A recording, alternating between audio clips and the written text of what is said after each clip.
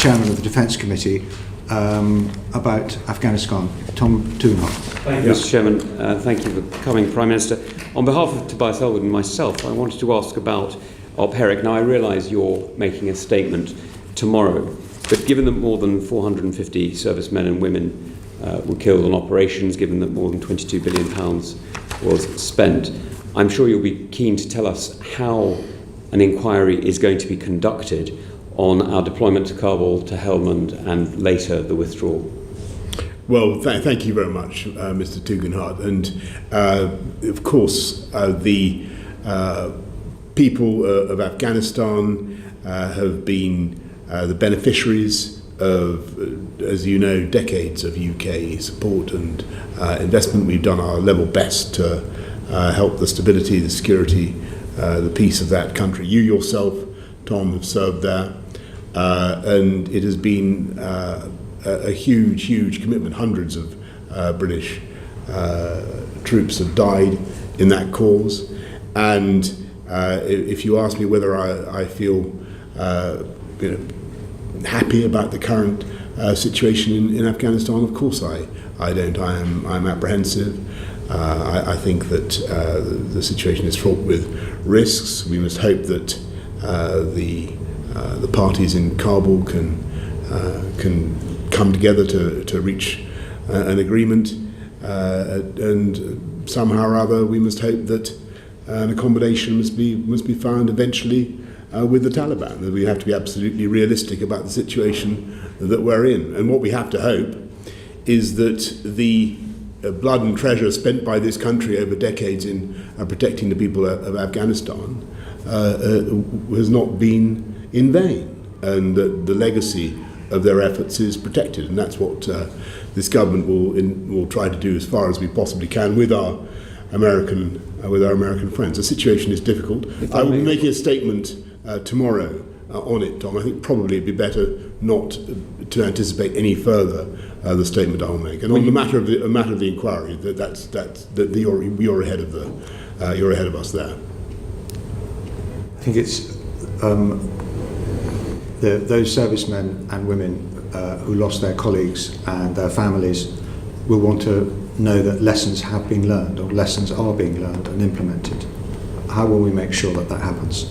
Well, we learn lessons the whole time, but if you're asking me to extemporise an announcement now about an inquiry into Afghanistan, I'm not going to do that. But what I can do, and I don't think that the Speaker would want me to anticipate the statement that I intend to make tomorrow, and I know that to interrogate me, then I think that would be probably the right time. Can I just ask a very quick supplementary about members of the armed forces going on operations now?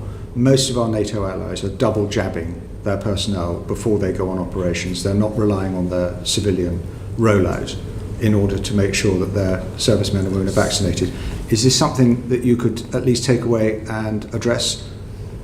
To the best of my knowledge, we do have for instance, the carrier strike group that we've just sent out around the world that will be mixing with doing operations with 40 friendly countries, 40 allies of us around the world. They have protection from the virus.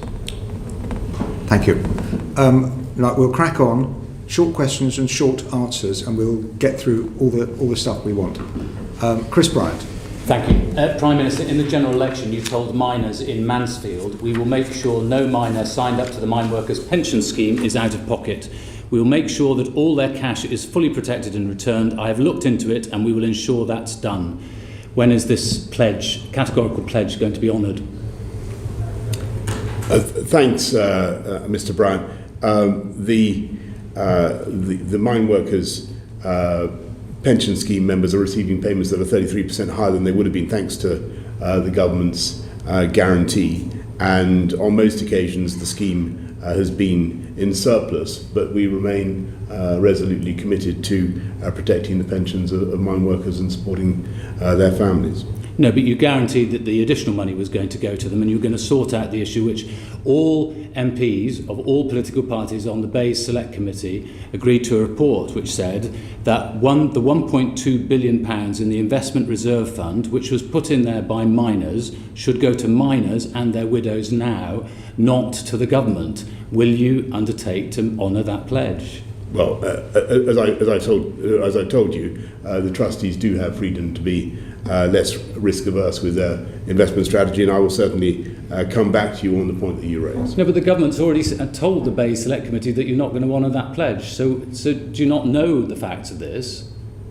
Well, I'm telling you that the Mine Workers Pension Scheme already ensures that members receive payments higher than they would have done thanks to the government's guarantee, and we will continue to ensure that the scheme members are looked after. I think a lot of people will be upset, but anyway, do you... We'll have a letter from the Prime Minister on that if possible, because I don't think that's really been answered. I'll be more than happy to write. Thank you so much. Mr. Bryan. Different matter. Do you support closing the loophole so that MPs who are suspended from the House for more than 10 days for sexual harassment and bullying are subject to the Recall of MPs Act? I know that work is going on to address this matter, and I certainly, this is a matter for the House, and I would urge the House to get on and do it. It can only be a matter for the House if the government tables the motion and supports it. Will you support it? Well, I think that the Leader of the House is currently at work on a way of closing the loophole, and I certainly urge the MPs to get on and do that. So you think the loophole should be closed? There is clearly a loophole, and I see no reason why it shouldn't be closed, but that is not a matter for the government, that's a matter for Parliament. It can only be decided by Parliament if government allows time for it, but I take the point that you do support that. At the moment, we have 4 different registers for ministers and MPs to abide by. The Register of Ministers' Interests, the List of Ministers' Hospitality, the List of Ministers' Gifts, and the Commons Register of Members' Interests.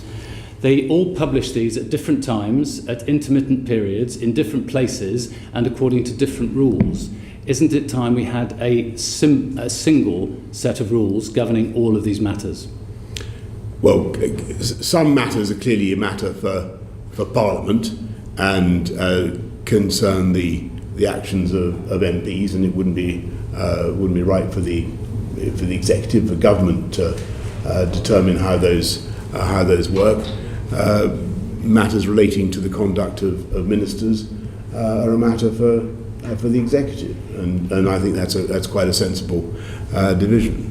But it ends up meaning that 2 members of Parliament sitting next to each other in the Royal Box at Wimbledon, for instance, register the matter in completely different ways and to completely different rules and at completely different times and in different places.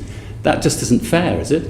I think it's sensible that there should be a distinction between the invigilation of the of Parliament and of the executive, and it's not surprising that there are different approaches and different ways of doing this. The list of ministerial interests is only published twice a year, whereas the list of members' interests is published much more frequently.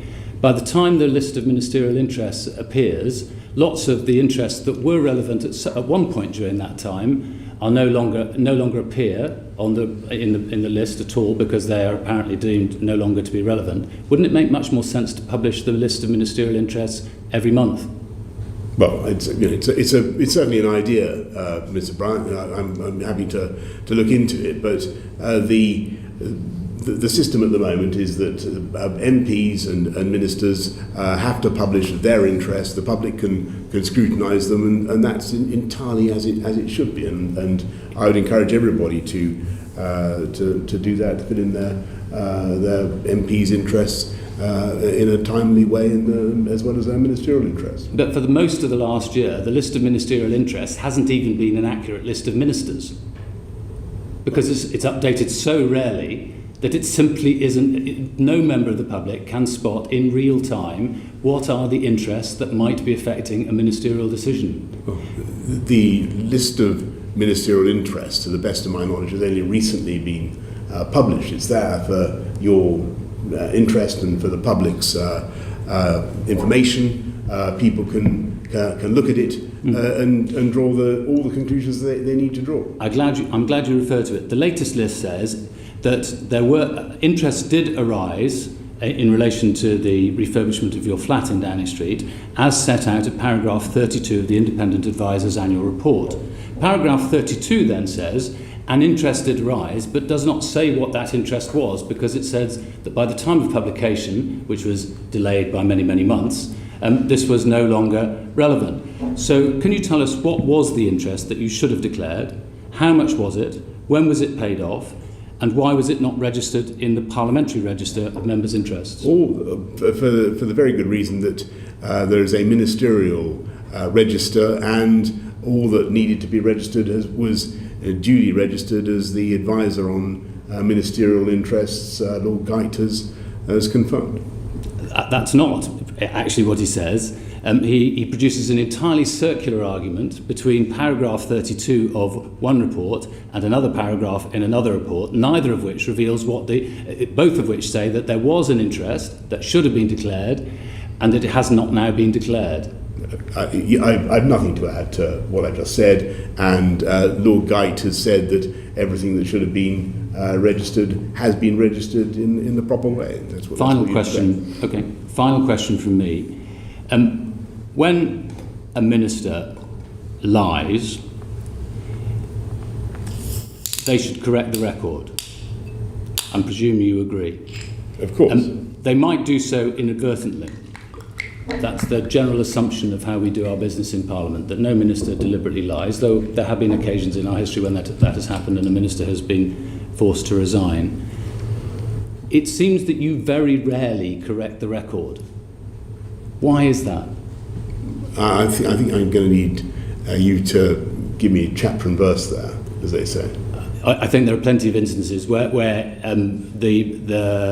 you have been told by various independent and outside bodies that the precise words that you've used have not been the full and accurate version of events. Well, let me give you an example. Okay, well, Mr. Brown, let me give you an example because I think you're, if I may say so, and great respect to you, Sven, I'm not entirely sure that Mr. Brown's questions are in order, but let me give you an example. It's commonly asserted, for instance, that when we put the figure of £350 million a week on the side of a bus that went round this country, causing a great deal of hoo-ha, that was erroneous, and that did not reflect the true figure. That's probably one of the things that you're thinking of, is it, Mr. Brown? No, I'm thinking of, did you sack Matt Hancock? Well, let me continue at this point. Did you sack Matt Hancock? Let me give you an example of the £350 million a week. This was a figure that related to the gross sum that the UK gave to the EU budget. It was a subject of lively controversy during the referendum campaign 5 years ago, as you remember. Actually, it turned out, if anything, Sir Bernard, to be a slight underestimate. And by this year, the gross figure would have been considerably higher. Sorry, if on your question about Mr. Hancock, the former Health Secretary, let me just go back to what I said many times, and I think I said on the floor of the House of Commons, which was that we read about, and I think you read about, we all read about the story concerning Mr. Hancock and CCTV and so forth on, I think, the Friday. And we had a new health secretary on the Saturday. And considering that we are in the middle of a global pandemic, and it's quite a thing to move your health secretary, Mr. Brown, I think that was quite fast going, if I may say so. And that's all I have to say on that matter. But you said you sacked him. I'm afraid you've had your time. Oh, yeah, sorry. fine. Thank you very much. Moving on, Philip Dunn. Thank you, Sir Bernard. Prime Minister, I'm going to move on to the subject of COP26 and the government's policies and delivery climate change. Before I came into this place, my mantra was that past performance was no guide to the future. When the government responded to the Climate Change Committee's progress report recently, the government pointed to the historic success, which is laudable, in reducing reliance on renewable energy. Given the COVID crisis delay on introducing the myriad policies required to deliver against the admirable target of 78% reduction in emissions by 1990. When can we expect you or your ministers to start delivering to this House the policies that are required to get us to 78%? Well, thanks very much, Mr. Dunn. Well, you will have seen what the government announced in the 10-point plan that I set out last November, and you will have seen what is happening with investments in green technology in this country. Just in the last week, you've seen Nissan confirming in Sunderland that they're going to be launching a massive investment in green vehicles, in battery-powered vehicles. You saw what's happening with the Gigafactory. You've seen what Stellantis is doing at Ellesmere Port. In terms of delivery on wind power and our objective of becoming the Saudi Arabia of wind, there are huge investments going on now, and the Secretary of State for BEIS has a mandate to produce 40 gigawatts of wind, which is enough to supply the domestic needs, the energy needs of every single household in this country by 2030. That is an incredible ambition, but I'm sure that we can do it, because you've been out to the coast of the northeast, around the country. You can see the incredible potential of the UK. You can see what we could do in Doggerland and elsewhere. We will do it. But you make the point about the historic achievement, and it is absolutely enormous. Don't forget that I think that the UK has cut CO2 emissions by more than 40% on 1990 levels, while the economy has grown by 75%, and we're confident that green technology and green investments are the route not just to cutting CO2, but to long-term job creation and economic growth. I think you're right, Prime Minister, that there is enormous potential for the private sector to work with government in investing in new technologies, but they cannot do so in the absence of clarity about what the government's demand signals will be and what strategies will be in place. So wherever you look, whether it's the hydrogen strategy, the heat and building strategy, understanding how we're going to cope with the energy efficiency of homes, which is a massive task. 19 million homes need retrofitting. At the moment, there is a lacuna. We don't have these policies out there. And the private sector are not yet in a position to invest. Did you say a vicuna? A lacuna, I should have said. A vicuna is a there's a gap. We want to protect the vicuna, and we want to eradicate the lacuna, if I may say so. The vicuna forms a key part of our biodiversity objectives, but the lacuna is the thing that we are going to. Back to the point. Well, but I'm grateful. There is a huge opportunity for this country to lead in low carbon technology, but also to drive jobs and growth, and that is what we are. That is what we are doing. And if you look at what we've done since this new government, since I came in 2 years ago, the 10-point plan. You say we haven't set out the framework for it. We have set out the framework. It's there. People can see what we need to do. So it's green vehicles, and that's a big thing in itself, and that means basically electrifying our fleet. And you could not have a more powerful signal on vehicles than what the government said. We're moving to electric vehicles by 2030 in this country. That was the government setting the signal and making the market. There's no other country in Europe that has adopted such a brave and bold timetable. And what has happened, much to our satisfaction and relief, is that the automotive sector in the UK and around the world has responded, and they are investing. I get back to what I said about the Nissan investments, what's happening at Stellantis and elsewhere. And we will work to ensure that we bring this is the key thing, we have the scale of manufacture in this country to allow the price of these EVs and other green technology goods to come down. So that's EVs. Then there's domestic heat and power. If you'll excuse me, Prime Minister, I've got 30 seconds left. And I Okay. need to get a couple more questions in. In relation to the COP26, this is your opportunity to be on the world stage with representatives of every nation on earth. You won't get such an opportunity during your Prime Ministership. You need to be able to demonstrate that the UK is leading, as you've just done on batteries, but all the other areas where the strategies are not in place.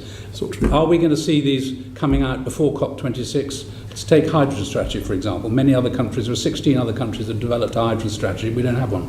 I'm afraid I've got to disagree with you completely. The UK was the first country in the world, Philip, the first major developed economy to set a net zero target by 2050. When this government took over the running of COP,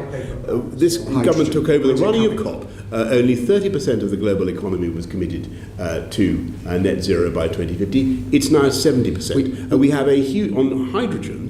It's there in the 10-point plan. BEIS are driving a very strong hydrogen strategy.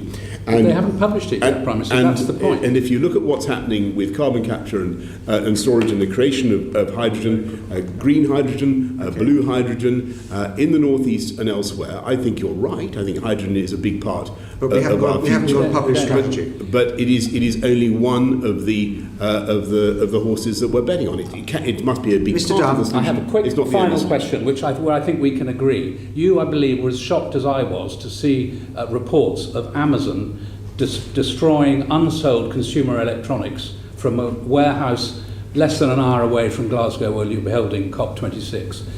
Is there anything that you can do as a UK government to hold global corporates to account for their environmental footprint? I read that and I was absolutely horrified, though I noticed that Amazon then tried to clear it up in some way and claim that it wasn't as it had been initially presented. I don't know the reality of the position, but obviously destroying consumer electronics to landfill in that way is absolutely insane. But what we have done, and we did this at the G7, we for the first time got global agreement that there should be a tax on the sales of internet giants such as Amazon on the basis of their sales in market. So in the UK, this is a massive achievement, led, I may say, by Rishi, by the Chancellor, to get a global agreement on taxing the internet giants, and about time too. Thank you, Mr. Dunn. Clive Betts. Thank you, Chair. Good afternoon, Prime Minister. To continue with the theme of moving towards zero carbon and looking at the situation in housing now, housing is responsible for about 15% of carbon emissions. The Climate Change Commission said in December that there had been minimal progress in recent years in reducing from housing, and that what we need, and we're coming back to the point from before, was an agreed framework, not an agreed framework about how are we going to achieve it. Where can I find that framework showing how we're going to get to net zero carbon in housing? Well, first of all, Clive, I'm going to disagree with you timidly about what's happened already, because there's been a massive reduction in emissions from housing.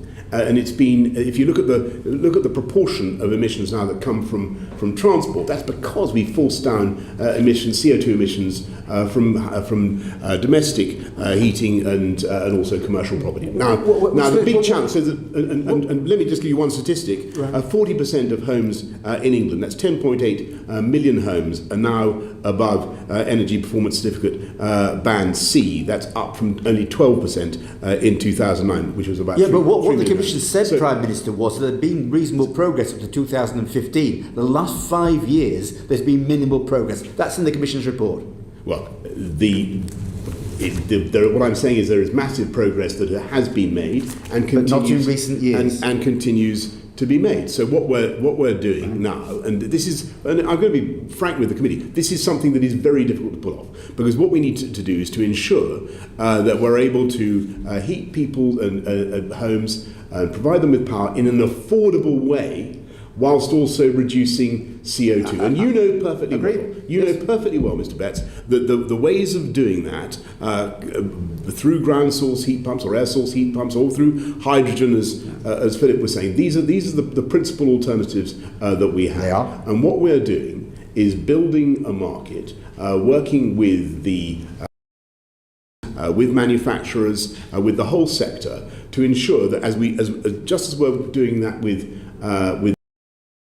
manufacturers, we drive the bills down. Okay, because what we can't have is a situation in which ordinary homeowners, ordinary people living in their own home, are suddenly faced with an unexpected and unreasonable cost to put in a ground source or air source heat pump. How are we going to do it then, Prime Minister? I mean, I'll tell you how. The Climate Change Commission said, and I think it's on the path to net zero, we have to get all homes not using fossil fuel boilers by 2033. That's 25 million homes.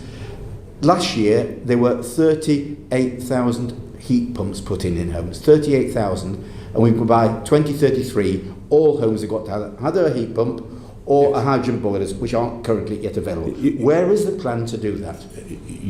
You're right, but what we're doing is working with the manufacturers and working with the market. So it can be done. Can it be achieved? To ensure that we have the heat pumps in sufficient quantity to bring the price down. At the moment, let's be frank, these things cost about 10 grand a pop. Okay, right. This is a lot of money.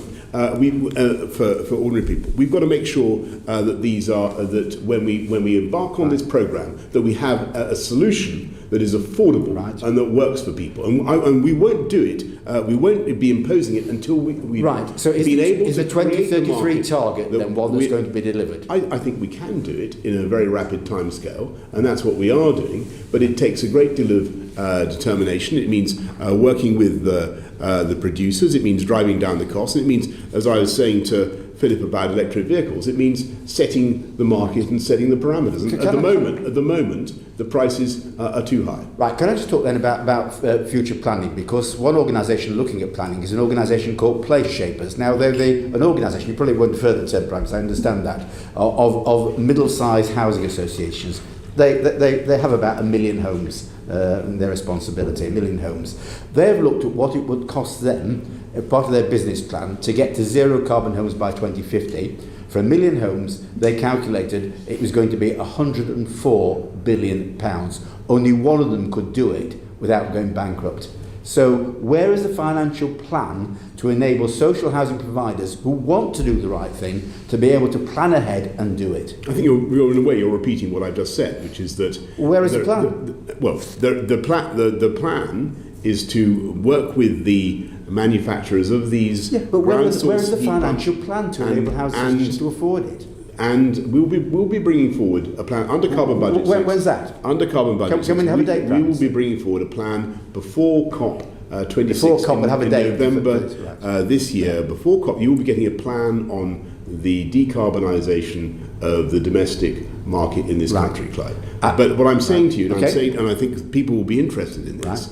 This government is determined to keep bills low. Absolutely, and to make and that is a priority. Now, the only way to do that is to build the market in a very systematic way, to make sure that we have the technology and make sure that it's affordable. And there are some big bets that we may need to place.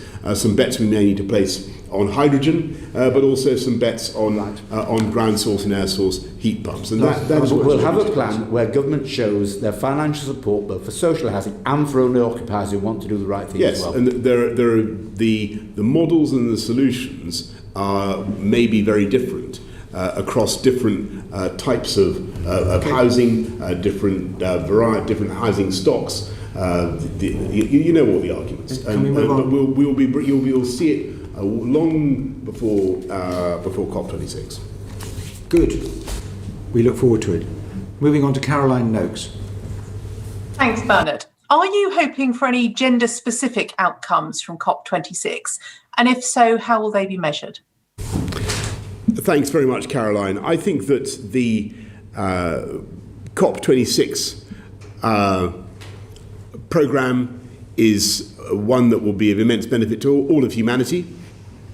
But I believe that in helping to tackle climate change, and it will help to tackle economic inequality, and I think that it will inevitably be of massive benefit to those who have tended to suffer the most, women in particular, who don't get, when it comes to their education, for instance, Caroline, don't get, in my view, as much investment as they need. And one of the things that we did at the G7 was to ensure that we put another $2.5 billion into the Global Partnership for Education, the bulk of which is to be spent on female education around the world. That's something I've campaigned on for a very long time, and I think that everybody coming to COP26 will understand that there's a clear link between economic progress,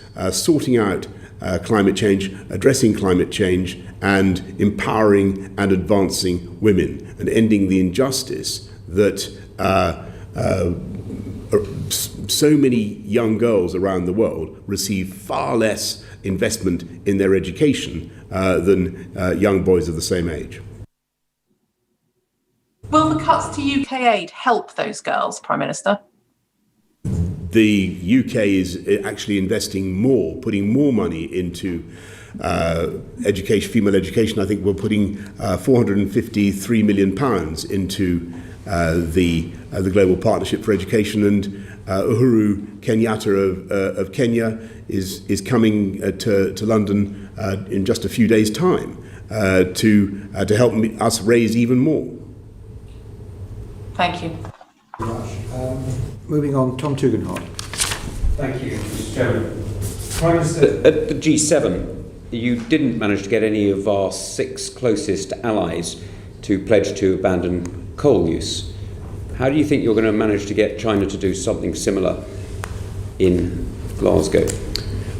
China is a huge global economy, the fastest growing emitter, and we have to address that problem. And I think that now, how are you going to get them to agree? By engagement. And I think that what you can't do is simply push China away, say that we must have nothing to do with China. China is a member of the P5. China sits on the UN Security Council, quite rightly. We've got to engage with China and make the case to China. And I think one of the most important things to come out of the G7 was the idea of the Build Back Better World, or the Clean Green Initiative.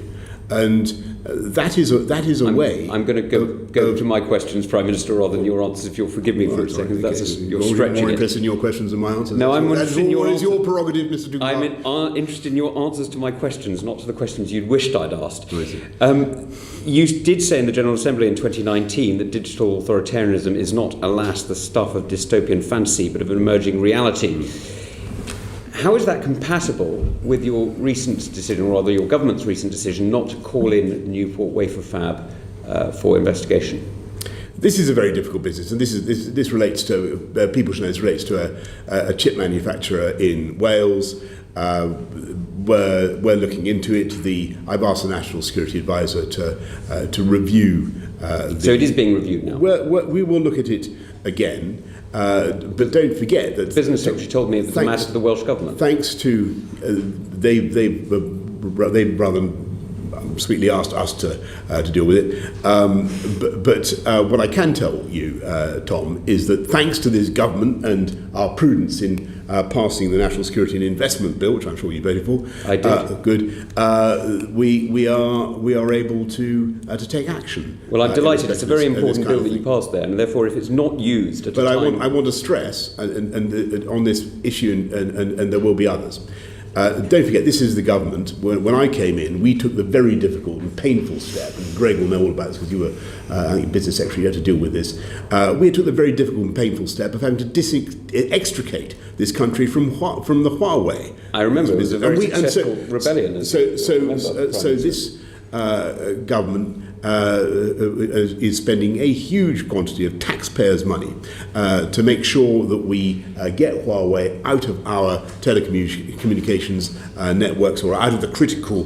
Prime Minister, you're going over history. May I move on? I want to make a very, very important point, because I do not want us, and I do not want anti-China spirit to lead to us trying to pitchfork away, Sir Bernard, every investment from China into this country. No, I have to but say, Prime Minister, there is a difference. Prime Prime Minister, if I may, there is a difference between investment which is looking for a normal return to the purchase of technology. And what we're seeing here from Nexperia, which, as you know, is a company that is mostly owned actually by a Chinese state-backed firm, we're seeing a Chinese state-backed entity buying a semiconductor manufacturer at a time of global shortage, when Beijing is already looking to stockpile semiconductors. Now, if China thinks this is a matter of their national security and essential to their sovereignty, if Italy, if Brussels, if the United States, if other countries agree and other entities agree, why don't you? I think semiconductors are of huge importance to this country.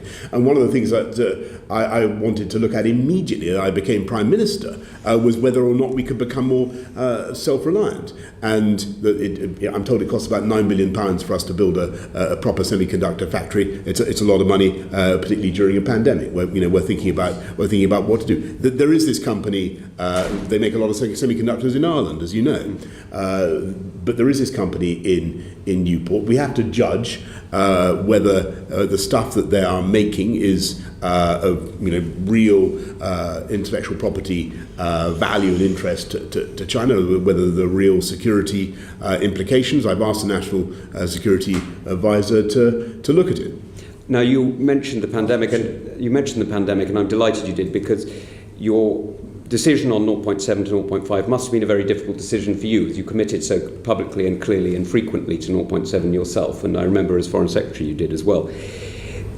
We're seeing a cut in the budget going to global tropical medicine and global vaccines at a time when we now know the interconnectedness of all our health globally. It's going from £150 million to £17 million at a time when we're seeing variants coming in from all over the world, and are likely to see more variants in the near future. Sorry to rush you. Will you be making sure that there is a vote in Parliament on this issue, and will you be looking to reverse such cuts which undermine the national security of this country as quickly as possible? Well, again, Tom, I'm going to disagree with you in your characterisation of what this government is doing, because actually, you talk about vaccines. We put 1.5 billion of UK taxpayers' money into supporting supporting COVAX, and I think a further 450 or so into, and that's brilliant, but this Gavi. Is separate. And I just remind people watching this that of the 1.5 billion vaccines that the world has so far, that the developed nations have so far distributed around the world, roughly a third are as a result of the efforts of the UK government, the deal we did with Oxford, so that those vaccines are distributed at cost. That's the direct result of UK government action. I think people should be very, very proud of that. I agree. We should be extremely proud of that. We're talking about very, very big sums of money in a pandemic when we've had to spend £407 billion looking after the jobs, livelihoods, well-being, welfare of families in this country as well. I think you should be rightly proud of the vaccines technology. Thank you, Mr. Tugendhat. Very grateful to you. Meg Hillier. Thank you, Sir Bernard. Prime Minister, you've talked a good talk about the ambitions you've got for net zero, but 37 billion of revenue a year is solely dependent on the consumption of fossil fuel or greenhouse gas emissions. 37 billion, same price as test and trace just for ease, and 28 billion is fuel duty alone. So how can you give the British public an idea of how you're going to fill that gap in revenue as we go greener? Sorry, 37 billion revenue from fuel duty. For 28 billion from fuel duty, 37 billion which is dependent on other consumption. Well, Meg, I mean, you're making an incredibly good point. You're talking about our the fiscal impact of moving to green technology and the implications of that as you phase out hydrocarbon vehicles, you phase out internal combustion engine vehicles, and you phase out. So we use know of why, fossil but I think fuels. the public would be interested to know what Well, your I think- thoughts are about how we go forward. I'm sorry, I just wanted to clarify it for everybody.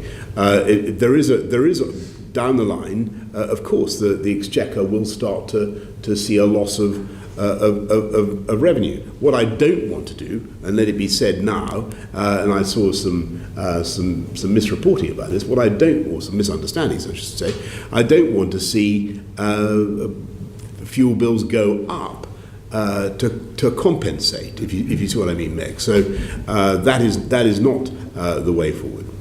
So that's off the table. Is there anything on the table to fill the gap? That's a matter for. I would not presume to anticipate the fiscal options of the Chancellor at a budget or any other fiscal event, as you know, Meg. Well, there's something to be said for encouraging the Chancellor of the Exchequer to make a major statement about how we're going to plan public expenditure on taxation over the next decade. I don't think you could fault the Chancellor for making major statements in the last. But you would encourage him to do that. Few months. I think he's. You I would think he's encourage got him to do that. I think you will find that he has a lot to say in due course. Very good. We're now going to move on to COVID secondary impacts and the COVID pandemic. So can I start with Greg Clark? Thank you very much indeed, Chairman. Good afternoon, Prime Minister. I'd like to ask you about some of the lessons that can be learned so far in responding to the pandemic. But before I do, can I just ask a couple of quick questions of current concern? And the first is, why shouldn't double vaccinated Brits be able to go on holiday to Spain this summer? Thanks, Greg. Look, I think that double vaccination is a potential and it's a great liberator. In principle, in practice, I think it's going to be great. And it already is. You can see the benefits. Two vaccines, whether of Pfizer or AstraZeneca or a cocktail. Why can't people go to Spain? They offer a lot of protection. And so what you will find is if you can contain your impatience just a little bit, is that the Secretary of State for Transport may be saying more about that in the course of the next few days, perhaps even tomorrow. We hear that he even is, tomorrow. And I would not want to steal his thunder. We know from the press that it's going to be about quarantine, but what I'm interested in is your instinct on the guidance for amber list countries, which states you should not travel to amber list countries. Is your instinct to get rid of it? I think you should. I really don't want to anticipate or to steal the thunder of the Secretary of State for Transport. But what I can say, repeat what I've said already. I think that double vaccination offers massive potential. Do you recognise they come together, the guidance and the requirements? They should yes, be lockstep. Of course. That's fine. And so you'll see a lot more on that. Very I think that the crucial thing is to remember that currently we need to contain the pandemic. We need to. Well, let's come on to that, because I've got one question on that before we go on to other that double vaccination is clearly the way forward. So, the 16th of August, when contacts of people with COVID no longer have to isolate, is the 16th of August, is that the date that you expect us to reach herd immunity in this country? That's not the consideration. So what's the significance of the 16th of August? It's the time by which we feel that there will have been much more progress made in vaccination. More than the 19th of July? Even more than the 19th of July. And of course, all these decisions are a balance of risk. And by the 16th of August, we will have got many more jabs into people's arms. Many more people, young and healthy people. Many more people vaccinated. Yeah, which is a good thing because it means. But they are the most robust against COVID that we're waiting for. Sure, and I'm sorry that they've had to wait. I know how frustrating. I'm concerned about the consequences of that rather than the wait. Is it the case that until we get to that point on the 16th of August, people who have been jabbed twice will have to isolate even if they've had a negative COVID test? We're asking people to isolate. I know how frustrating it is. But why?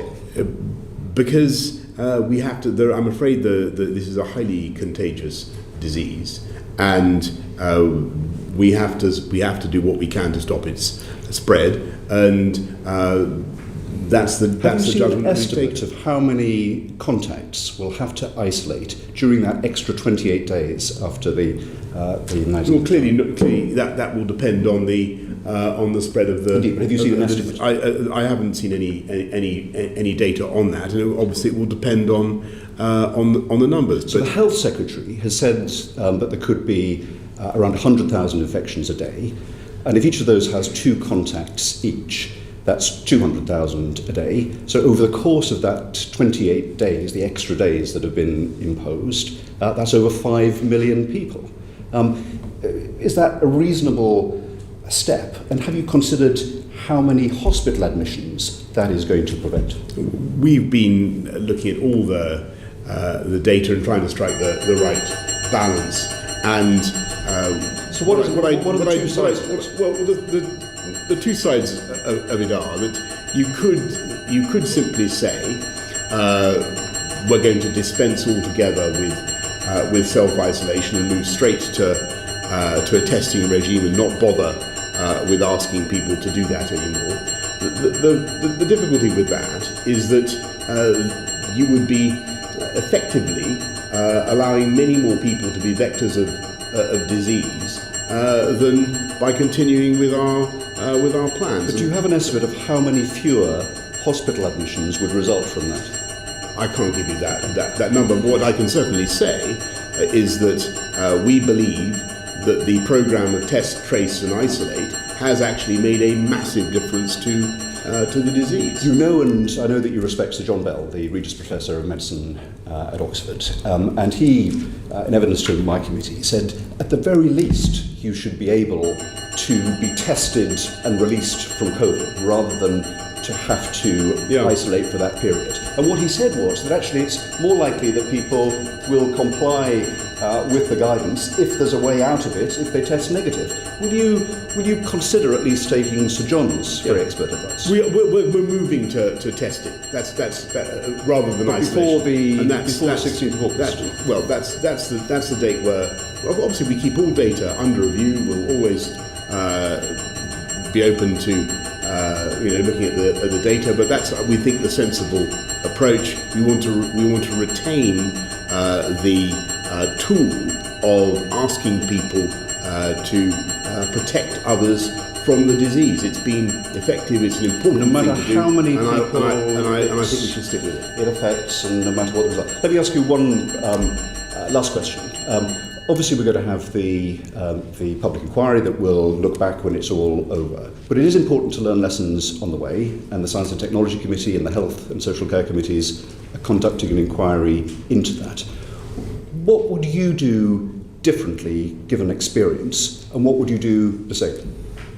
That's a very big question, Give us an Greg. example. But I think what I could. I mean, I can. If you ask me what things have we started to do differently, and where have we really adapted since? How have you learned from the experience during the way? I think that is a really good question. And since the beginning of the pandemic, what have we learned that's obvious? I think that to begin with, it was clear that we didn't have all the data that we needed, and we certainly didn't have it all in one place or all in the right place. Every morning now, I go straight into a meeting where I can see pretty much what's happening in any hospital in the country. I can see the breakdown by age, by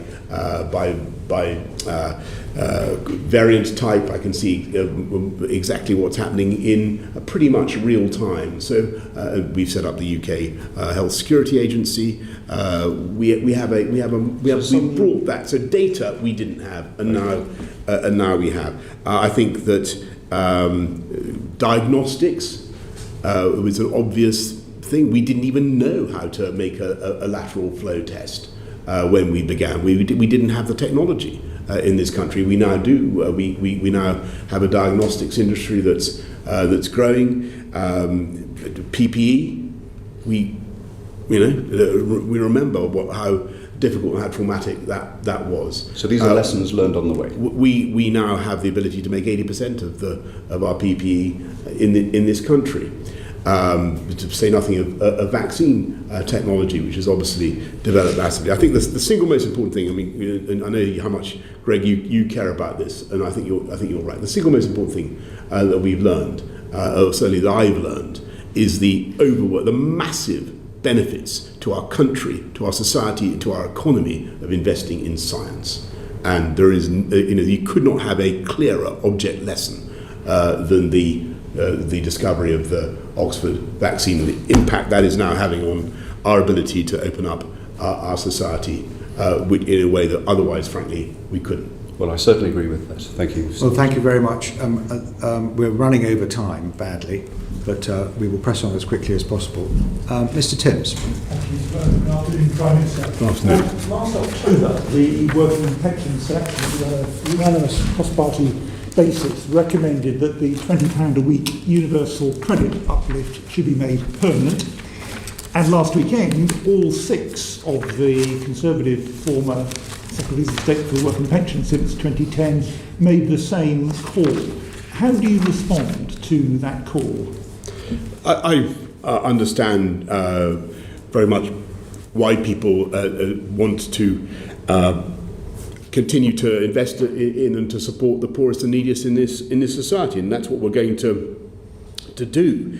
And we will continue with an increase in pay for the lowest paid workers, which we've done. We've increased the national living wage.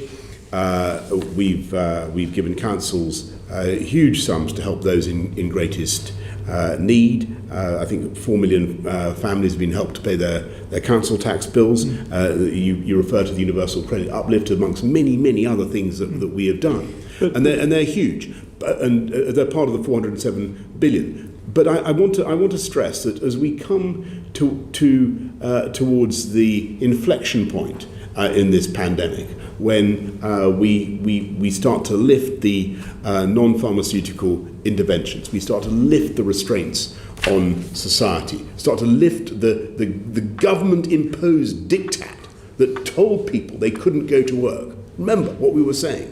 As we lift that, as we move beyond that, we have to have a different emphasis. And the emphasis has got to be on getting people into work and getting people into jobs. But do you think, and that's what we're doing. Ian Duggan-Smith, Esther McVeigh, do you think they don't understand that I have huge respect and admiration for all those people, and I understand where they're coming from. But the emphasis that this government is placing is on coming out of the pandemic with a strong jobs-led recovery. If the cut goes ahead in 3 months' time, unemployment support will be at its lowest level in real terms for over 30 years, just as the end of the furlough scheme increases unemployment. According to the Joseph Rowntree Foundation, 500,000 people would be pushed below the poverty line by taking the £20 away, including 200,000 children. And the universal credit allowance for under 25s have obviously been hard hit by job losses in the pandemic. That'll be cut by a quarter. Can all that damage really be justified? But I think that the answer to that, and I understand what you're saying, but the answer is to get people into work. And if you look at what's actually happening since just in the last few months, you've seen that unemployment projections for unemployment, which you rightly worry about, but they're 2 million fewer than we were told there were going to be. We have lower unemployment than virtually all of the rest of the G7. Vacancy rates are up at pre-crisis levels, and the number of people on the payroll has now been rising for 5 consecutive months. It's true, there are now 2 million people still on furlough, and you're right to draw attention to that, and that's a very considerable concern. But if you look at Mr. Timms, if you look at what's actually happening in the jobs market, if you look at what's happening in the jobs market, the problem at the moment, as I think most colleagues would testify, is a shortage of labour, not a shortage of jobs. But do you accept that taking the £20 a week away will cause a lot of the hardship to a large number of people? I think that the best way forward is to get people into higher wage, higher skilled jobs, and that's the ambition of this government. And we think, and if you ask me to make a choice between more welfare or better, higher paid jobs, I'm going to go for better, higher paid jobs. Well, that's always been the view of Ian Douglas-Smith, of course, but he's calling for the £20 a week to be retained. Will you review this policy between now and September? Of course, we keep everything under constant review, but I've given you a pretty clear steer about what my instincts are. And we're also, by the way, developing and pushing forward a lot of really excellent schemes for getting people into work. So not just Kickstart, but Restart and JETS, the job entry training scheme, to help people into work. I think that should be our mission. That should be our crusade. Can I raise a different point with you? In February, you made the point to me in the chamber, rightly, I think, that the government is worried about the increase in online fraud. The Work and Pensions Committee, the Treasury Committee, the Governor of the Bank of England, Financial Conduct Authority, City of London Police have all called for the online safety bill, being published now, to tackle scams. Why is the government unwilling to make that change to that bill?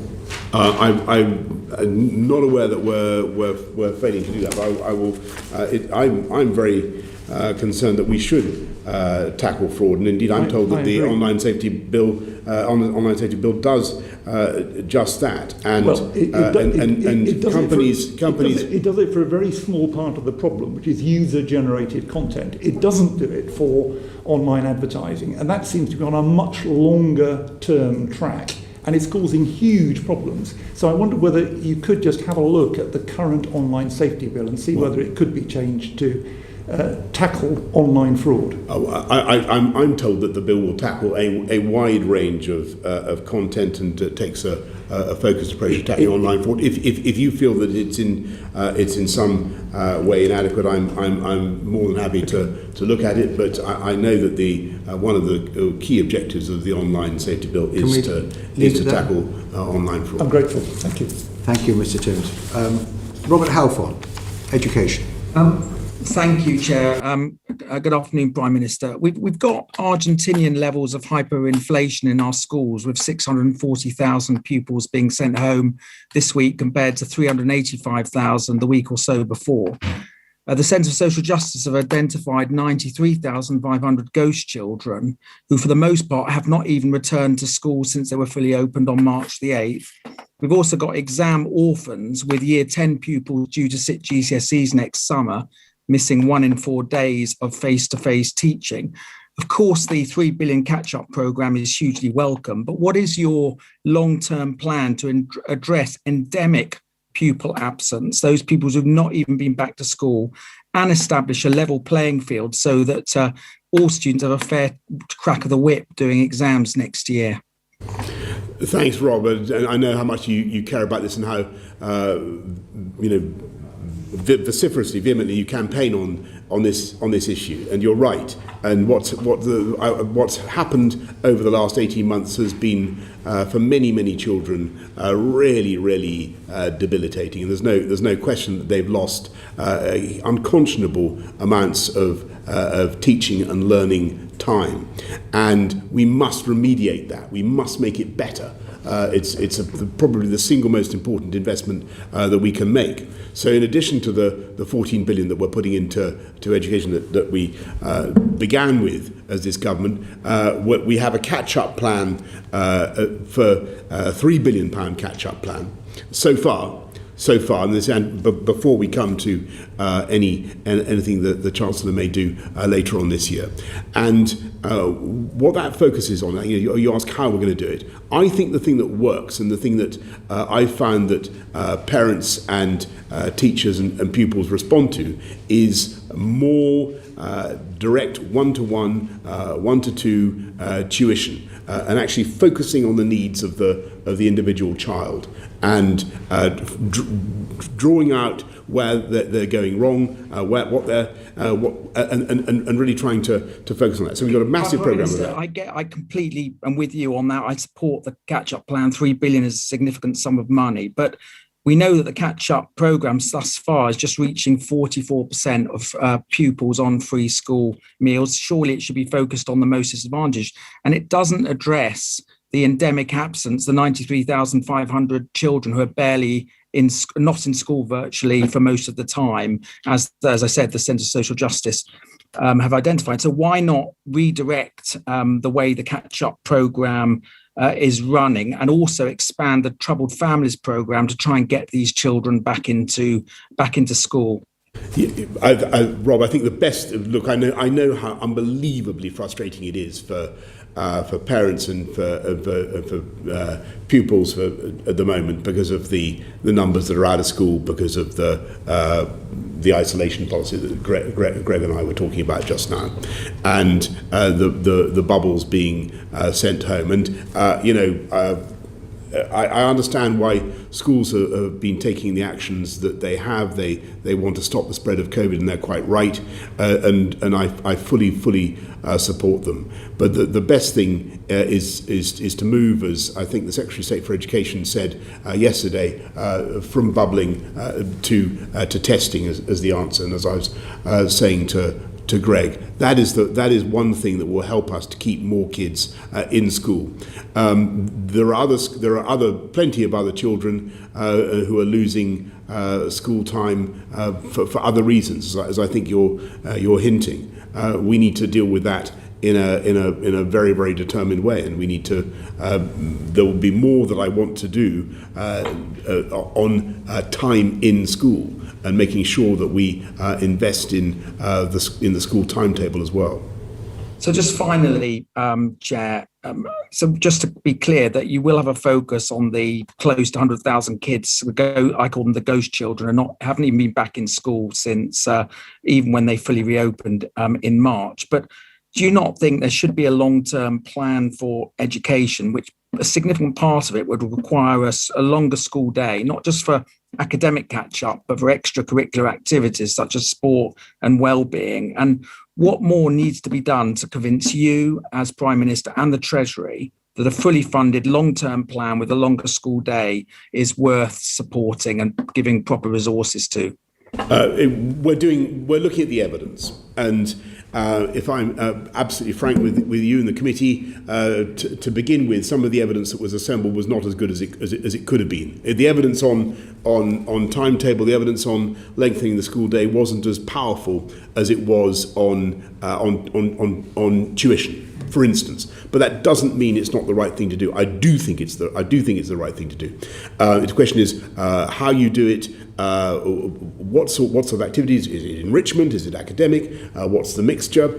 As you rightly say, we're doing a proper review of all of that to get the evidence that we want. But in the meantime, over the summer, there's, as you know, all the summer schools, the Holiday Activities Fund, a big effort to try to help kids to catch up before September as well. Just will you look at the Troubled Families programme to try and grab these students back into school, that close to 100,000 who've not been in school at all? Or other means to try and get these kids back into school, because they're not going to be helped by the catch-up fund as it is. No, I understand. As it's currently running. No, look, you're making a very good point, and you know, it's you get into a risk of a circular problem. You keep missing the same group. So I will certainly look at what we can do. Thank you, Chair. Thank you. Prime Minister, could we just spare a thought for the teachers, because the health service gets all the limelight in this pandemic, but the teachers have taken a hell of a burden in they this. Have. And the teachers have, Sir Bernard, you're completely right. And the support staff. Don't forget the support staff. And they've done an incredible job. And what's so interesting, when you go to some schools, you can see the because some kids, some children really are incredibly resilient and have just bounced through it without any problems at all. But that's not the case by any means for every child in this country, and it's had a big impact on. Could you ask your Education Secretary to make sure that they get a break this summer from initiatives from his department, which have very often been contradictory and had to respond fast-moving pandemic, of course, but they long for a period of stability and predictability. I mean, can you have a word with him and see if he can provide them with a little respite? I will do everything I can to Thank you. I totally understand that point, and all I would plead in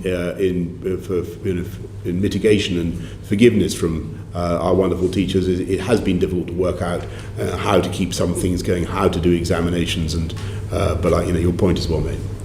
Thank you. Catherine McKinnell. Thank you. And could I also add the challenge that many teachers face currently, which is that they are off school with COVID, and that is causing huge difficulty for schools and obviously compounding the issues of catch-up. And I absolutely echo what the Select Committee Chair has said and wanted to ask you about that as well on behalf of petitioners, because the Education Policy Institute calculated that education catch-up spending per head in England is around 19% of what the US is spending and 12% of what the Netherlands is spending. How do you explain that? Well, I don't recognise those figures, and I don't agree with them, because they failed to take. They failed to take account of the 14 billion that we invested in education as soon as I became Prime Minister. 14.4 billion, which took funding for every primary school pupil up to £4,000 a head, funding for every secondary school pupil up to £5,000 a head.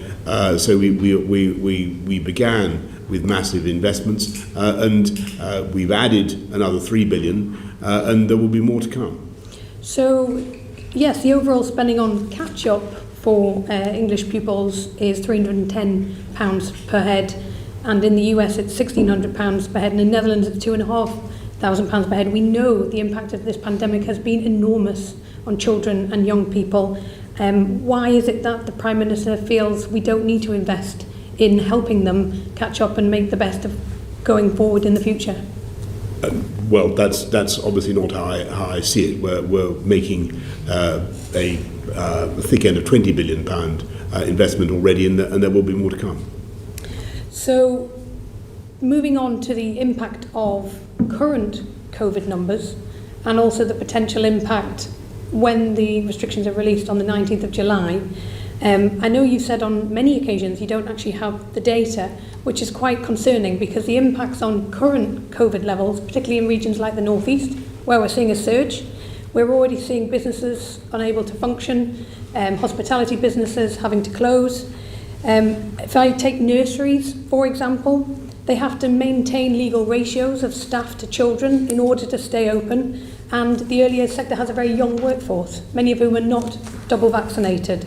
So cases are skyrocketing, and nurseries are being put in a position of having to turn families away in order to maintain legal ratios. Which families do you think they should be prioritising? Well, I thank them for all that they're doing and for the difficulties that they're going through.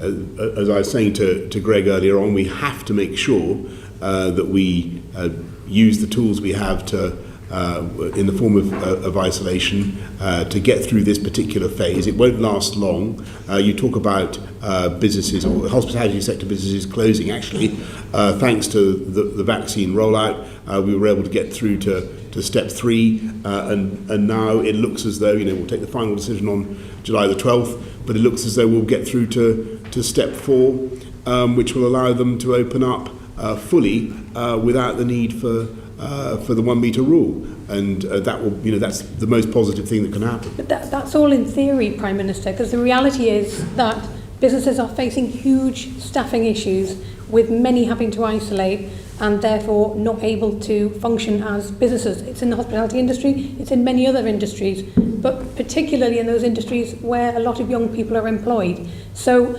does the Prime Minister have the data for the relaxations he's proposing and how those businesses are going to be affected over the next 2 to 3 months, given we're already seeing the impact of high COVID levels in areas like the North East?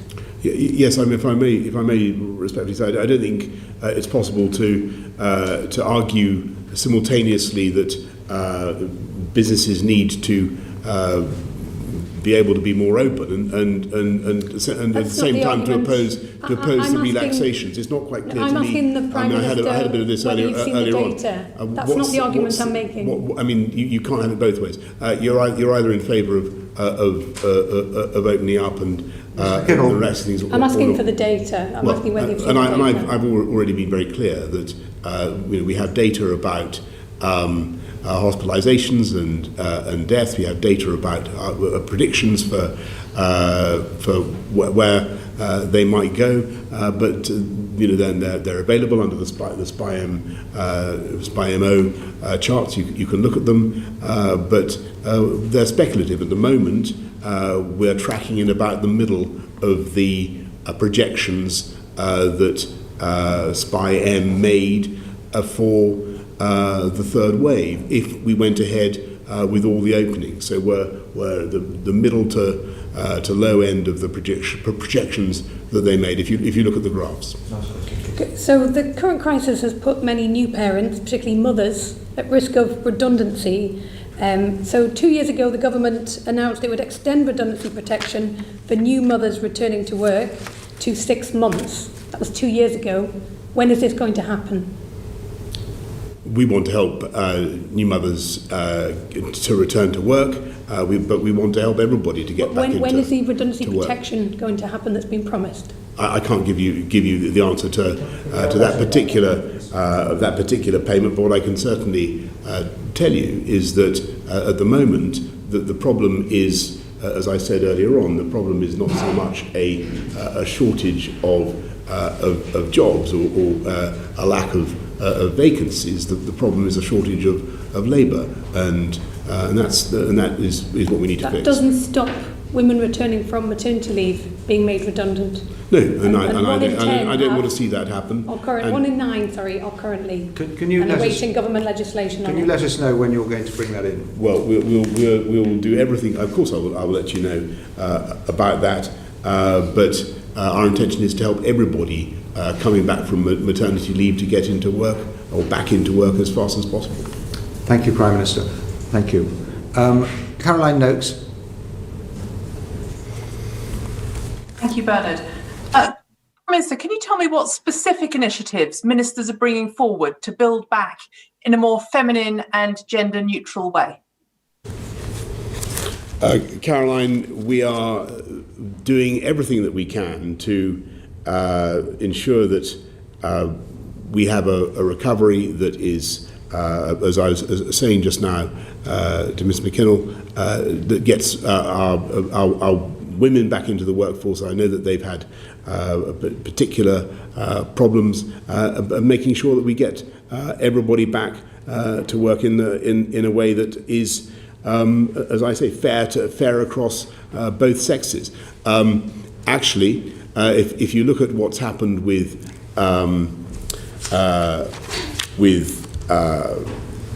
furlough, I think according to the Resolution Foundation, 52% of furlough has generally attracted more female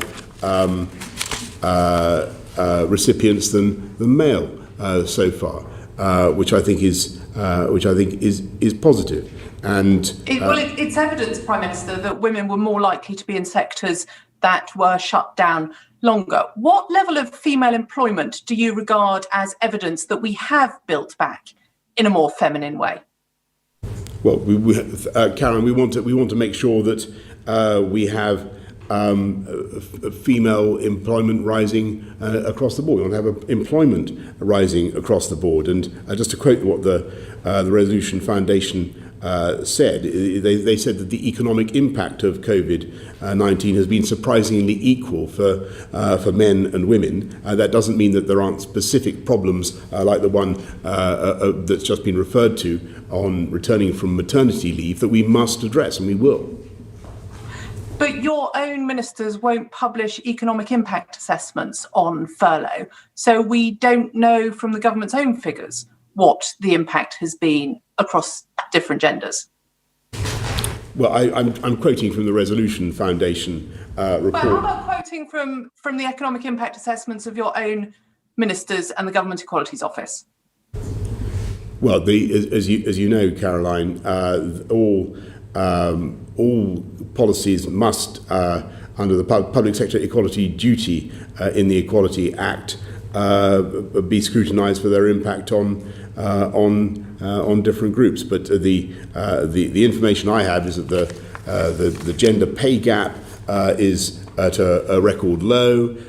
We have 1.9 million more women in work than there were in 2010, and women, for instance, on FTSE 350 boards is up around 50%. 50%. There's a 50% increase in women on FTSE 350 boards in just 5 years, which I think is quite fast going. And those are, I think, are pretty useful metrics, Caroline. And should policies for recovery be in the round, or should they be targeted at those who were most impacted by COVID? We want to have a recovery that looks after everybody in society, everyone, everywhere. And if I think back to 28 and that crisis, I think that when we came out of it, I'm not certain that we did deal with people's sense of injustice and inequality. We have a huge job to do now as a government, as a Conservative government, to level up and unite across the whole country. And that is what we're going to do. You can't point at a single policy or initiative that is going to help you build back in a more feminine and gender neutral way. Just one.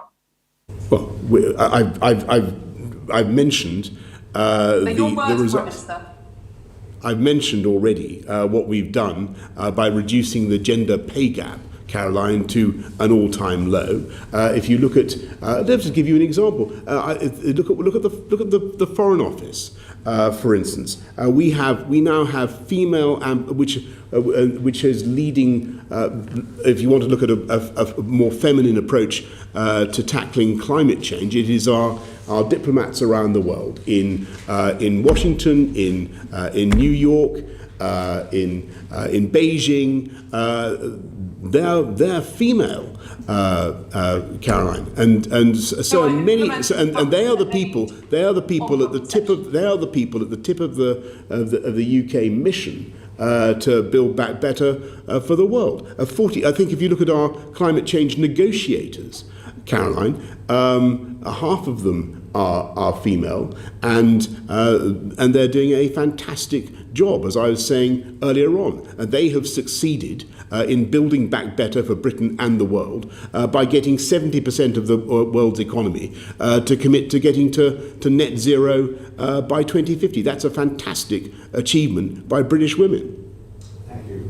But you didn't get the financial pledges from the G7 for the. I think I'm getting the feeling that you would find fault with almost anything that we did, Caroline, with the greatest possible respect to you. And we did get we did get the 100 billion, and I think that we will surprise you on the upside.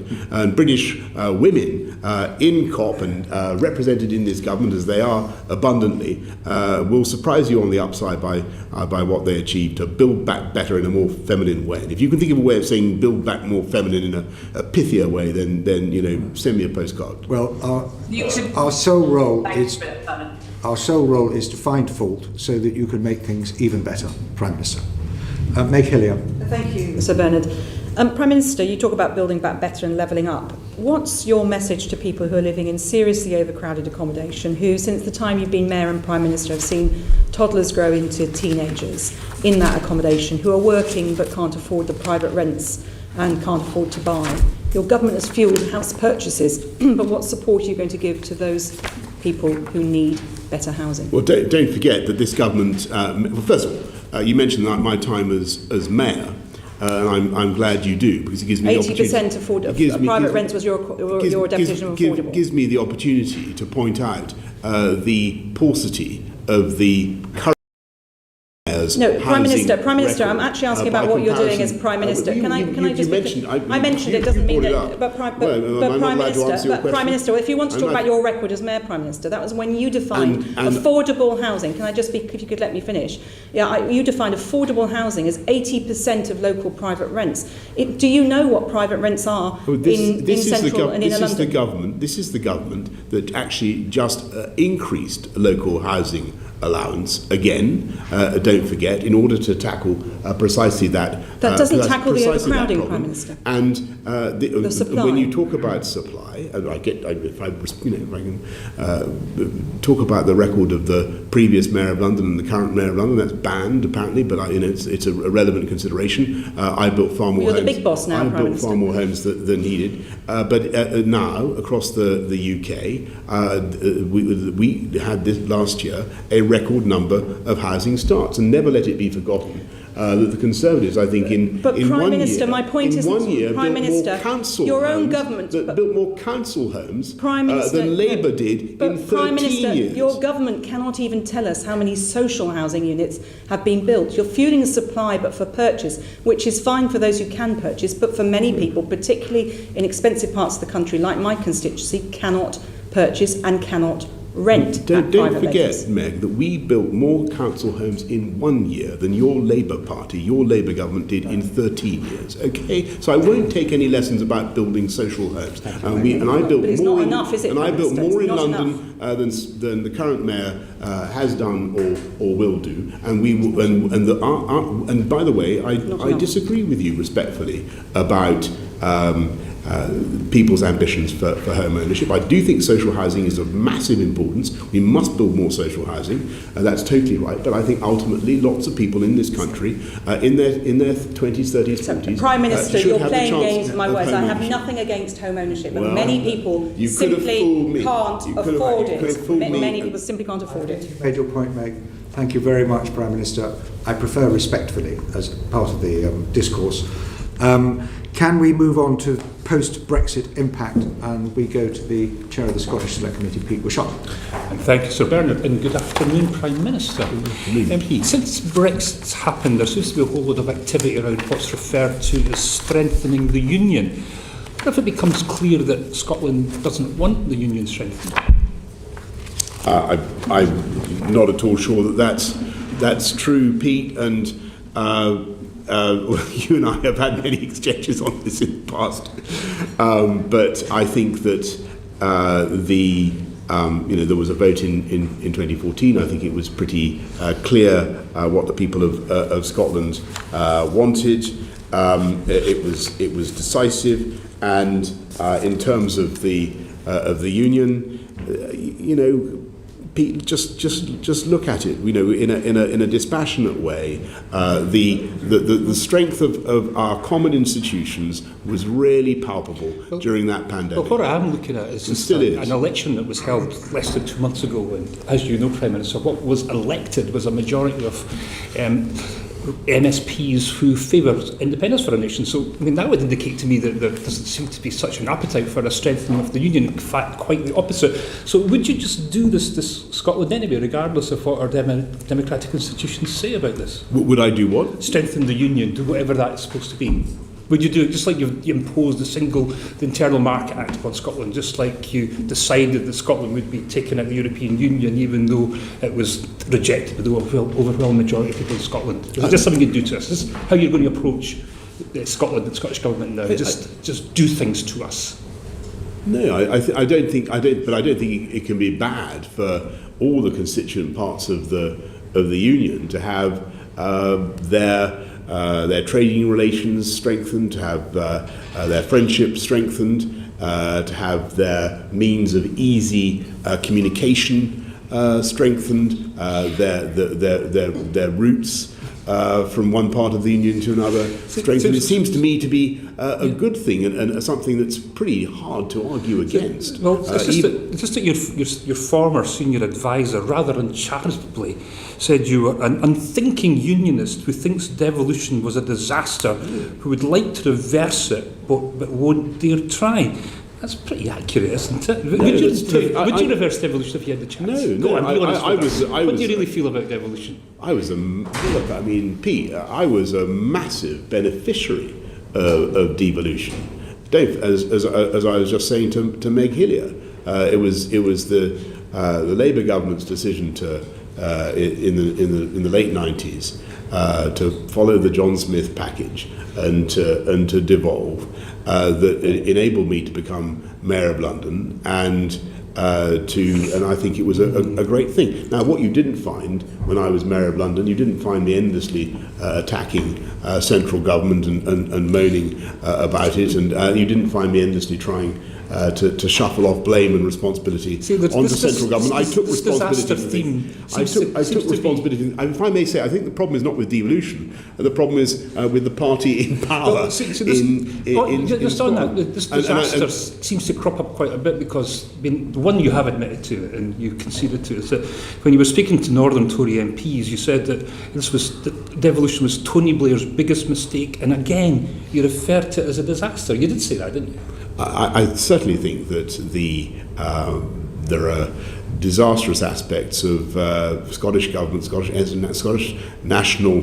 But you weren't referring Scottish national parties' performance. You were referring to devolution. Scottish national parties' performance in delivering education, in fighting crime, in tackling the scourge of drugs. I think there have been lamentable failures. Yes, I do. Now, the difficult thing for me as Prime Minister of the UK is it's a difficult thing because I love the whole UK and I want it all to succeed. It's very hard to mount the ramparts and say that something is going wrong in Scotland. I don't want to do that. I want Scotland to be brilliantly governed, and it should be. But I just think that the SNP is not delivering as what it could. We won't start going to your government, but you're now the Minister for the Union. Could you maybe list your top 3 achievements since you gave yourself that position? Well, I think that I think it would be invidious of me to comment. No, I think I will leave that. It must be to others, you're Minister of the Union, for goodness sake. I think that the Union is. Let me give you an example of the strength of the Union. It became obvious to me during the pandemic. The role of the British Army, for instance, in rolling out not just the vaccine, one of your achievements as a British Army, not just the vaccine, but the testing centres. I do think that the vaccine rollout can be broadly counted an achievement of the government. Yes, I do. And I think I would even go so far to say the Union played a massive role in the development of the vaccine. Let me just and the whole testing. I've only got a minute left. You've asked me, so I'm going to. You're not giving me any examples. I have. I've given you one, which is the vaccine rollout. Number 2, testing. It was fantastic to go to Glasgow and see the work of scientist students in Glasgow testing samples that came from Kent, and it was thanks to the work of those Glasgow scientists that we were able to identify the Kent. I'm asking specifically about Scotland. It's been wonderful. Are you going to come back? The Union are you going to come back to Scotland for another staycation this summer? Wild horses won't keep me away because they always go so well, don't they? You know, like particularly for us in the independence movement anyway. Well, I noticed that the Conservatives, since Conservatives got a bigger share of the vote than ever before. So.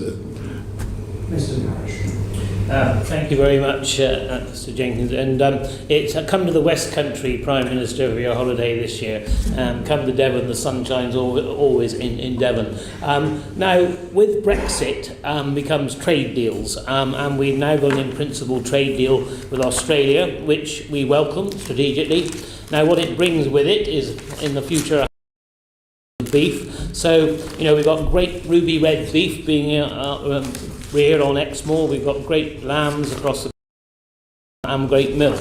And what we need now to do is to go on a great drive to export to Australia, export all across the world. So what Prime Minister are you going to put in place to help us get our great British brand, and I do say British, and get it across the world? Well, thank you very much, Mr. Neil, Mr. Parrish. We are doing a massive export drive for British food, and we have staff in 119 markets who are dedicated to supporting UK food and drink, and we are opening up. So in June, we got, I think, thanks to the deals done by Liz, by Secretary of State for Trade, we're now selling poultry to Japan. for the first time. We in March of last year, we finally broke down the barriers to British beef going to America. And I know that you take a lively interest in British beef, Neil, and you'll be thrilled to know that one company called Foyles Food has already sold 3 million tonnes. Foyles have already sold 3 million pounds worth. 3 million tonnes will be a lot. A lot of beef. Pounds worth. 3 million pounds worth of beef to the United States, and where Foyles it's just it's the thin end of the wedge. It's the beginning. And I'm sure that you and the British farming will find plenty of other opportunities around the world. Yes, we greatly welcome what we're doing, but you see, we've got a councillor in Beijing, and that's about all we have, you see, from our embassies. And so, therefore, you've got the Australians within 15 locations across the world, and they spend $20 million. So, in our embassies, we need to have food councillors to be able to promote our British food, because if we're going to really get on the front foot, because trade is not only just about one way coming into this country, it's going out. And if we want to build a greater environment for our food, that grass-fed beef has got to be reared, it's got to be looked after, and then it's got to be sold at a profit. We've got to get that into those foreign markets. So what are we going to do to have our embassies, to have these councillors across the world? Can you give me a commitment to do that, please? I can say, first of all, how much I love your attitude, and you're right, to be optimistic about it. And Scottish beef too, by the way, Pete. It's the future. What we want to do is actually, you'll find if as you go around our embassies, there is always somebody there who knows what to do. But I think what we need to do is make sure that the agricultural sector themselves know where the opportunities are, and what we should be doing, I think, is in a much more crisp way, summarising the opportunities, giving them to the food. Yeah, drink but Prime business. Minister, sorry to interrupt, but that's what these food councillors particularly do in all these countries, right? They go back to their country and say, this is the way to get into the market. This is to help the small businesses, the farms, everybody else, the processors get out there into China, Far East, wherever it might be. That's why we need these food councillors. So that's what. Yes, we I need, agree with that. I totally agree with that. There should be somebody in every embassy around the world who has that responsibility. But I also want to do, we're putting £38 million into giving SMEs the information that they need on their side. So we need to join them up. We need to join up the British food business, in all its amazing diversity. We need to join up the manufacturers, all the people who are making this stuff with our diplomatic network, Prime Minister, so they know what to apply. Total agreement, but the one thing I haven't got from you is, are you going to put those resources in place? Well, I've already told you. So we've got the 30 DITS, yes, but it's to make internationalisation sure fund, that within our embassies we have those food councillors. And I'm sorry to press it, because we've been trying to do this for years, and we must make sure we do it. We have in 119 markets. That's by markets I mean countries. We have specific staff dedicated to agricultural food and drink. And export. you will put those resources. What I will undertake to you, Neil, is I will go back and I will make sure that we have somebody specifically devoted to increasing food and drink exports, and somebody who, and what we also need to do is build up the networks so that people, so that the business in this country, which mainly sell within this country, start to think about export as well. And that's why we're putting the 25 million into export finance for food and drink, but also the 38 million to build up the network. Well, thank you, Prime Minister. I'll take you up on your offer. Good. Oh, I hope to see your. Can we add that topic to the letter? You certainly can. You certainly can. This and can I also ask you, Prime Minister, if you will include a note on the figures of expected hospital admissions if isolation was ended on the 19th of July rather than on the 16th of August? I will see what I can do. That would be very helpful. Thank you. Can I just also add one of the post-Brexit hangovers, where we used to export musicians and talent across the European Union with great alacrity, and this is very severely threatened, as you know, and was raised by Julian Knight at the last session, and he's asked me to raise it again. And it seems the EU is still digging in on the question of an EU visa waiver for touring artists, musicians and performers.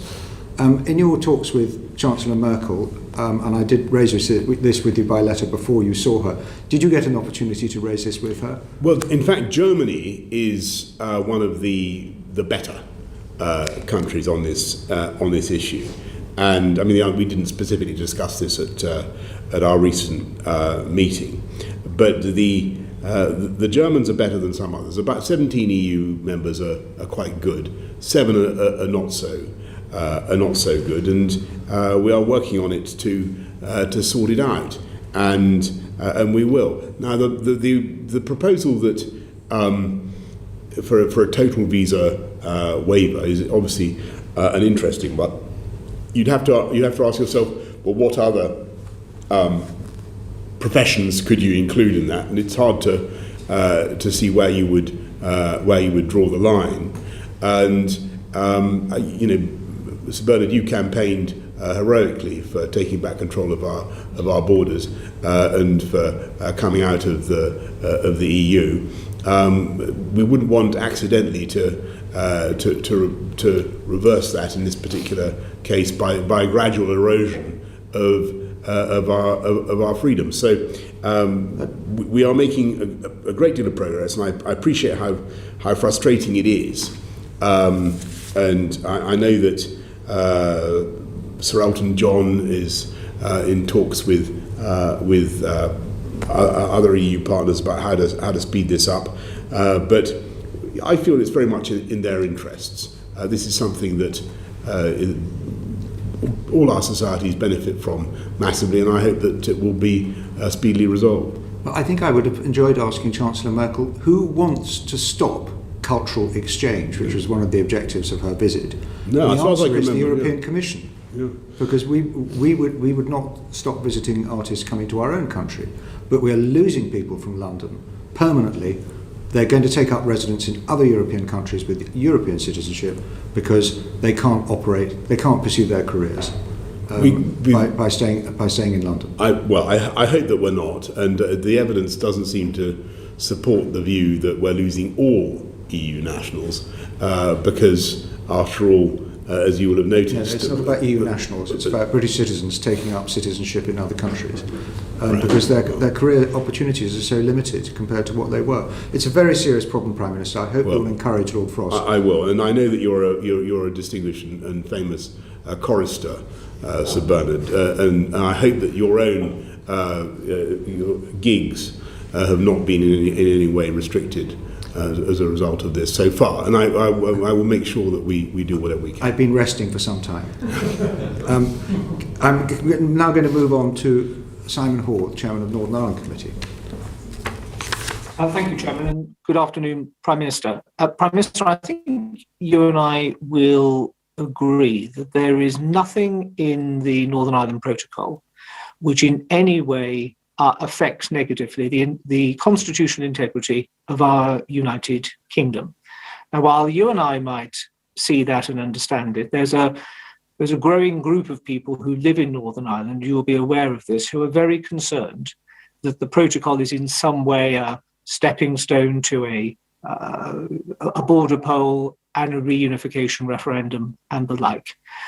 In a number of evidence sessions that we've had recently in the committee, it's become very clear that they want to hear, in the clearest possible terms from you as Prime Minister, your support for Northern Ireland as part of the UK, its continuation as part of the UK whilst it wishes to be so, and the determination to maintain the union of Great Britain and Northern Ireland. Could I invite you to do that this afternoon?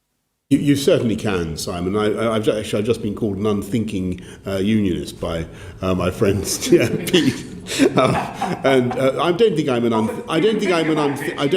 an unthinking unionist. I think I'm a passionate unionist. I believe in our country and the way it works in the four nations coming together. I think it's a fantastically powerful thing. It's the greatest global advertisement for cooperation and working together. It is a wonderful thing, and we want to strengthen it, not in an assertive or interfering way, but we want to strengthen it.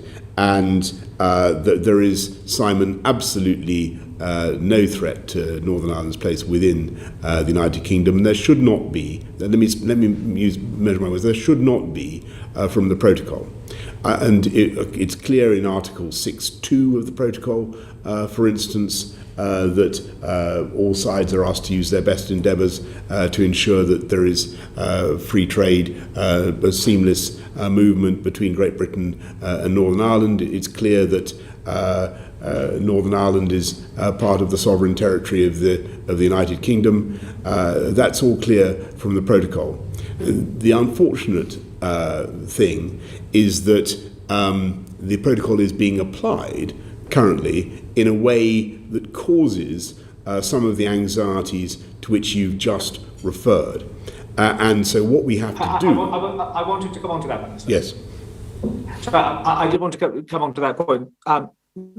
Thank you for the clarity of the first part of the answer. That's appreciated, and I know it will be heard across Northern Ireland this afternoon.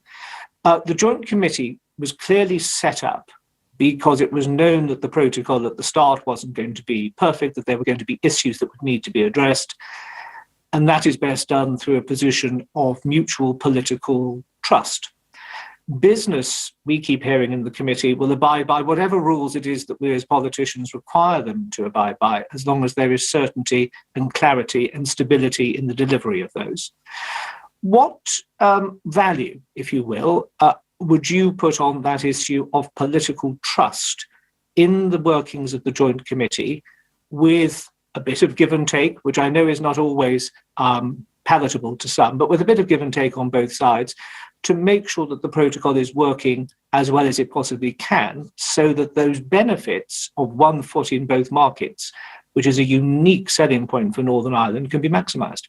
I think you're spot on, Simon. I think that is what is needed. I think what is needed now is goodwill and imagination, but there are some very serious problems, and you know the statistics of all the checks that are currently conducted around the whole perimeter of the EU for customs and other purposes. 20% are taking place in Northern Ireland, although I think the island of Ireland has only 0.5% of the EU's population or thereabouts.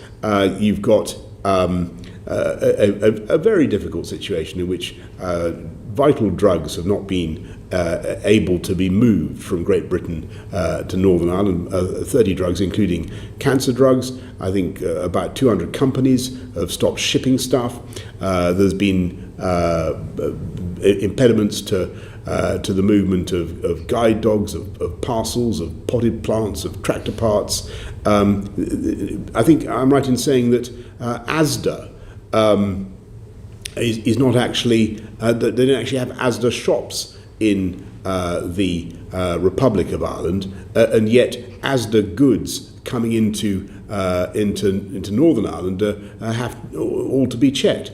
And only yesterday there were very serious representations from the Jewish community in Northern Ireland who pointed out that because of the problem with the food sector, it was becoming difficult for them to have timely access or any access to kosher food, and they're talking now about an exodus from Northern Ireland by the Jewish community. Now, clearly, we want to do everything we can to avoid that and to sort it out, but it's going to take our friends in the Joint Committee to make some movement and to make that movement pretty fast. And what movement would you envisage the UK government making? as it, to coin the phrase, it takes two to tango.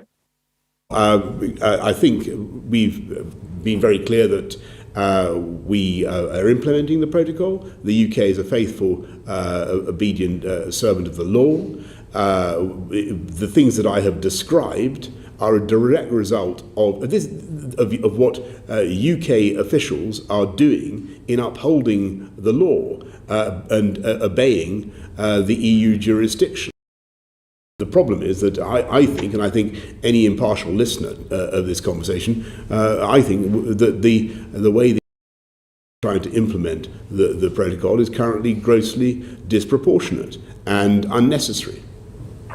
Okay, Prime Minister, could I just ask you one final question, which is, could you say a little about what you think the status is of our relationship with regards to the Republic of Ireland at the current time, and where you would like to see it move to? How you would like to see it? I think that's a really terrific question, and I think the sooner we can put this problem behind us, the better, because the relations between London and Dublin underlying this issue are truly fantastic, and the relations we have both with Micheál Martin and indeed as we had with his predecessor Leo Varadkar are very, very progressive. There are things we want to do. We want to get on and do them. There are things where the UK and Ireland can work together on talking about connectivity, but as I was with Pete, on north-south connectivity in the island of Ireland, on what we can do east-west. Or what we can do over the border, working together in the Londonderry area. There is a huge amount that we want to get on and do together to strengthen our friendship and partnership. Don't forget, the UK's economic relations with Ireland are colossal. I mean, they remain one of our biggest export markets, our biggest trading partners and friends. Testing your patience by going over time, and it's right. Very generous. But this is the final set of questions on the same topic from Sir Bill Cash. I'm sure that our viewers may be switching over to the football. I mean, I don't know that we're able to compete with for much longer. No. So, Prime Minister, do you agree that one of the primary reasons for our signing the Northern Ireland Protocol was to preserve the Belfast Good Friday Agreement, and that the mutual obligations in the protocol must be seen through that focus, which we do, but unfortunately the EU seems to ignore. Although I have to admit they haven't made a decision on the question of chilled meats. But on the other hand, we need many more sensible decisions of that kind. And do you agree that we need them soon and in the immediate future? Yes, we do, Sir Bill. And on chilled meats, by the way, just going back to what I was saying to Simon, that is very far from fixed. All we have is a stay of execution there. And this is what the Jewish community was saying in Northern Ireland. They're facing a real problem unless we can sort this out. And I agree totally with your characterisation of the problem. We understand the vital importance of protecting free movement north-south and protecting making sure that there should be no hard border within the island of Ireland. That's the whole point, and we've done that. And it's been a massive effort by the UK state.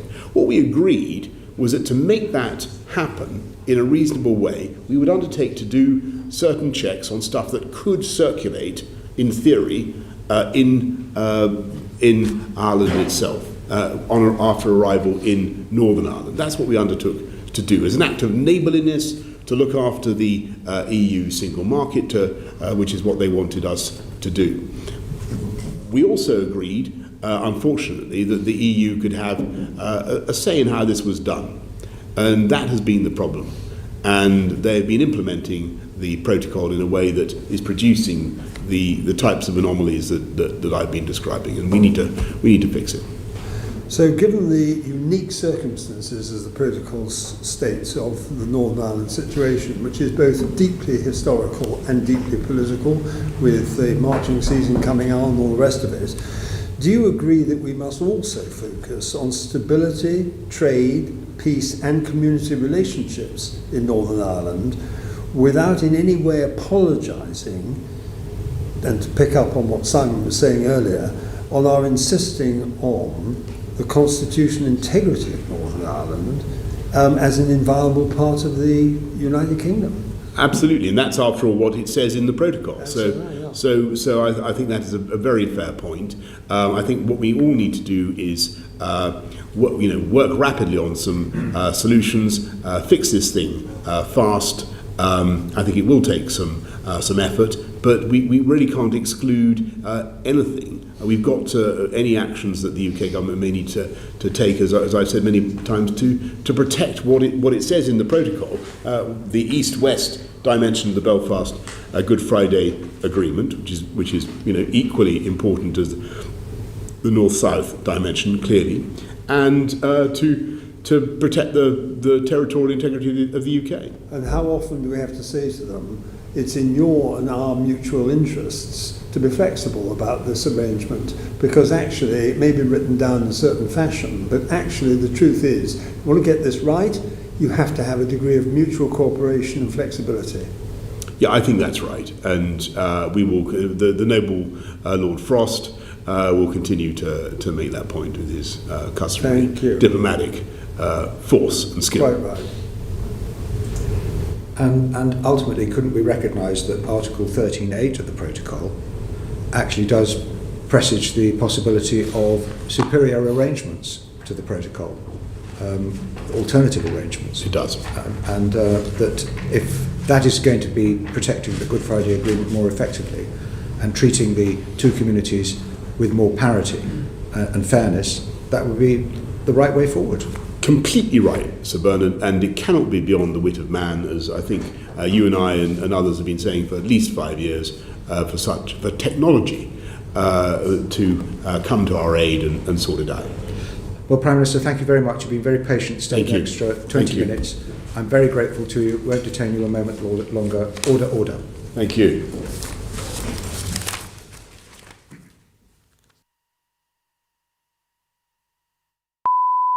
Portcullis House, the Wilson. Liaison.